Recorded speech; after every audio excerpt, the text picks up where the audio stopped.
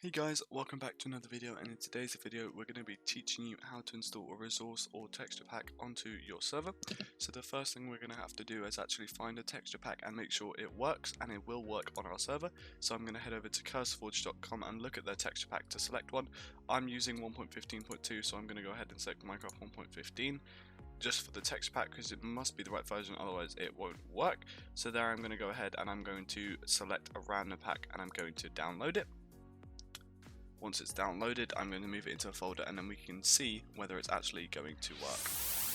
So I've gone ahead and moved it into its own separate folder where I'm just going to open the zip file and I'm going to look for three files or folders, which are assets, pack.png and pack.mcmeta. As long as those three files are there, the pack should work as it's supposed to. Otherwise, you will need to look for a different package and it's not going to work on your server. So once you've done that and your file is actually a zip folder, which you can see by the icon there, what you're going to want to do is find a place to store it. I'm going to use Mediafire, it's a really easy software to use. So I'm going to go ahead and upload the texture pack to it. The reason why we're using this and not the actual website where we download it from is if there's an update or it changes version or it breaks, then this way it's not going to affect your server and everything will still continue, and then you just update this when you know it works. So once I'm going to go ahead and do that, I'm going to click on it. It's going to take me to the link where I download it. Now here is where the important part is you want to keep clicking download until you see it actually downloads. No matter what software you're doing, you want to find the button that when you press it you actually download it. As you can see, when I press the big green download button, it downloaded it. So what I'm going to do is I'm going to refresh the page now and I'm going to copy link address. I'm then going to go to my server and I'm going to head to the files, and in server.properties is where we actually edit it and tell the server where to download the pack from. Now I've added this in advance as this is something that we need, but you can go ahead and add this yourself in line 36 or wherever you want. And what we're going to do is, now we've copied that link, we're just going to copy and paste it. It should look something like that, and we're going to leave that there.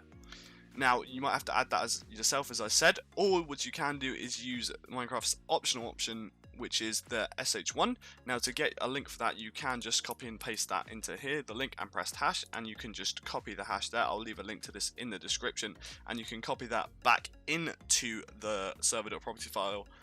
But we don't need to do that, and this will still work just using this one, and I prefer using this one. So what I'm going to do is I'm going to go ahead and save it, and I'm going to restart the server, and I'll be back once everything is ready.